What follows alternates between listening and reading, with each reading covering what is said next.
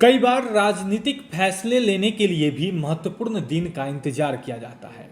और खासकर हम बात अगर बिहार की करें तो बिहार में भी इन सब चीज़ों का विशेष ख्याल रखा जाता है। जैसे कि आपको पता है कि फिलहाल खरमास चल रहा है और खरमास में कोई भी शुभ फैसले शुभ काम नहीं किया जाता है। और इसको लेकर ही फिलहाल जो चर्चाएं हैं कि बिहार में बहुत ही अहम फैसले खरमास के बाद लिया जाएगा। 14 जनवरी को मकर संक्रांति है। 14 जनवरी को मकर संक्रांति होती है और उसके बाद से शुभ काम की शुरुआत हो जाती है। तो ऐसे में चर्चाएं एक बार फिर से तेज है क्योंकि 14 जनवरी बेहद पास है। तो 14 जनवरी जिस दिन मकर संक्रांति होगा तो उस दिन क्या कुछ बड़े उलटफेर बिहार में होने वाले हैं। मकर संक्रांति बिहार की राजनीति के लिए एक बहुत बड़ा अवसर होता है। कई बार ऐसी घटनाएं सामने आई है जिसकी शुरुआत मकर संक्रांति से, राजनीतिक घटनाओं की बात हम कर रहे हैं जिसकी शुरुआत मकर संक्रांति से हुई है या फिर संकेत मकर संक्रांति के अवसर पर मिल गया है। आपको याद होगा लालू प्रसाद यादव का आवास, जहां पर हर साल मकर संक्रांति के अवसर पर दही चूड़ा का भोज किया जाता है। खुद लालू प्रसाद यादव इसके काफ़ी शौकीन रहे हैं, इसलिए वो हर साल तमाम साथियों को, तमाम कार्यकर्ताओं को, तमाम नेताओं को आमंत्रित करते हैं और खुद अपने हाथ से दही चूड़ा खिलाते हैं। और जो इसमें ट्रेडिशनल चीज़ें होती हैं जिसमें तिल का लाई होता है या फिर अन्य चीज़ें जो होती है वो सब खिलाया जाता है। ऐसे मौके पर बिहार की राजनीति काफ़ी तेज होती है। ऐसे कई अवसर आए जिसको लेकर चर्चाएं तेज हुई और बिहार के मौजूदा राजनीतिक हालातों का उस वक्त यूँ कहें कि संकेत उस मकर संक्रांति के दही चूड़ा पार्टी में ही हो जाता है। आपको याद होगा 14 जनवरी 2017 की वो घटना, जब नीतीश कुमार महागठबंधन की तरफ से बिहार में मुख्यमंत्री बने हुए थे।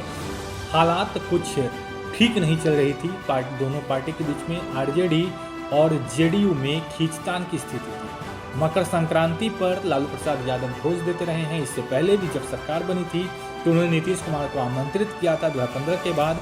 तो उस वक्त नीतीश कुमार राबड़ी आवास पहुंचे थे और वहाँ पर दही चूड़ा खाया था। तो उस वक्त जो दोनों पार्टियों के बीच में था, या फिर यूँ कहें कि नीतीश कुमार और लालू प्रसाद यादव के बीच जो संबंध थे वह काफ़ी अच्छे थे। तो उस वक्त काफ़ी गर्मजोशी से इस पार्टी का आयोजन किया गया था, गर्मजोशी से अवगत भी किया गया था। लेकिन 2017 में जब नीतीश कुमार और लालू प्रसाद यादव के बीच में खटास सी स्थिति उत्पन्न हो गई थी, तानातानी की स्थिति थी। हालांकि सरकार दोनों की मिलीजुली ही थी, लेकिन जो चर्चाएं थी तो इस वक्त ये कयास लगाया जा रहा था कि क्या नीतीश कुमार राबड़ी आवास पहुंचेंगे, दही चूड़ा भोज में शामिल होंगे। लेकिन नीतीश कुमार वहां पर पहुंचे और वहां पर पहुंचने के बाद दही चूड़ा भी खाया। लालू प्रसाद यादव खुद उन्हें परोसते हैं और यहाँ तक कि राबड़ी देवी और लालू प्रसाद यादव ने उन्हें दही का टिक्का भी लगाया और ये भी कह दिया कि अब यह नज़र का टिक्का लगा दिया गया है, बीजेपी की नज़र नहीं लगेगी। अब सोच रहे होंगे कि हम ये इस बात का जिक्र क्यों कर रहे हैं। हम और भी घटनाओं का जिक्र कर देते हैं। 2018 जब लालू प्रसाद यादव जेल में थे, 2017 में जब सरकार गिर गई उसके बाद लालू प्रसाद यादव पर जो केस चल रहा था वो फिर से चर्चा उस पर तेज हुई और लालू प्रसाद यादव जेल चले गए। तो 2018 में जब 14 जनवरी का वक्त आया, मतलब 12 जनवरी को जब सुनवाई हो रही थी या फिर उस दौरान जो लालू प्रसाद यादव की पेशी हुई थी, तो लालू प्रसाद यादव ने शिवपाल सिंह जो कि जज थे उनके सामने ये गुहार लगाया कि साहब मुझे जमानत दे दी जाए, दही चूड़ा का जो भोज है वह करना है, बहुत सारे लोग आने वाले हैं, ऐसे में अगर हम वहाँ पर नहीं होंगे तो बेइज्जती हो जाएगी। तो जज ने सीधे तौर पे कहा था कि हम लोग यहीं पे दही चूड़ा खाएंगे, क्योंकि लालू प्रसाद यादव के लिए दही चूड़ा का भोज काफ़ी मायने रखता है। काफ़ी वक्त से, लगभग 95-96 से ही वो अपने आवास पर लोगों को बुलाते रहे हैं, खिलाते रहे, काफ़ी शौक से इस पर्व को उन्होंने तमाम पर्वों को काफ़ी धूमधाम से मनाया है। तो इस पर्व का जिक्र उन्होंने किया था। तो लालू प्रसाद यादव ने बेहद अलग अंदाज में कहा था कि आपको खिलाने को हम खिला देंगे, लेकिन फिर बाद में आप पर भी दाग लग जाएगा, लोग आप पर भी सवाल उठाने लगेंगे।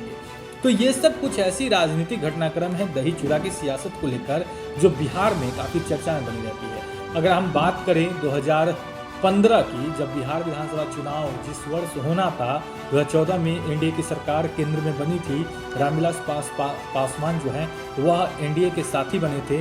तो 2015 में जब पहला मकर संक्रांति आया था इस सरकार के बाद, मोदी गवर्नमेंट के बाद, तो दिल्ली में रामविलास पासवान ने अपने आवास पर दही चूड़ा का भोज किया था। उस वक्त चर्चाएं काफ़ी तेज थी कि कौन कौन आएगा, लेकिन प्रधानमंत्री नरेंद्र मोदी पहुंचे थे वहां पर और रामविलास पासवान ने उन्हें दही चूड़ा खिलाया था। उस वक्त ही ये बात तेज हो गई कि इस बार जो 2015 में विधानसभा चुनाव होगा उसमें रामविलास पासवान मोदी के साथ ही रहेंगे। तो अब चर्चा इस बात की तेज है कि क्या 2021 के मकर संक्रांति में क्या तमाम राजनीतिक घटनाक्रम एक बार फिर से देखने को मिलेगी, क्या कुछ होगा, या लालू प्रसाद यादव और नीतीश कुमार एक साथ आएंगे। अब आप सोच रहे होंगे कि लालू प्रसाद यादव तो जेल में है, तो वो फिर कैसे आएंगे। हालांकि उनकी जमानत याचिका को लेकर जिस तरीके से चर्चा चल रही थी, तो लोगों को काफी उम्मीद थी कि लालू प्रसाद यादव अब जेल से बाहर होंगे और इस बार मकर संक्रांति अपने साथियों के साथ मनाएंगे, लेकिन फिलहाल पॉसिबल ऐसा कुछ भी नहीं दिख रहा। हालांकि मकर संक्रांति यानी खरमास के बाद क्या कुछ नीतीश कुमार फैसला लेते हैं, इस पर भी लोगों की नजर बनी रहेगी। फिलहाल के लिए बस इतना ही। बिहार की राजनीति में दही चूड़ा पर क्या कुछ सियासत होता है, तमाम चीज़ों पर हम आपको अपडेट कर रहे हैं। फिलहाल के लिए बस इतना ही। आप बड़े हेडलाइंस बिहार के साथ, आपका बहुत बहुत शुक्रिया।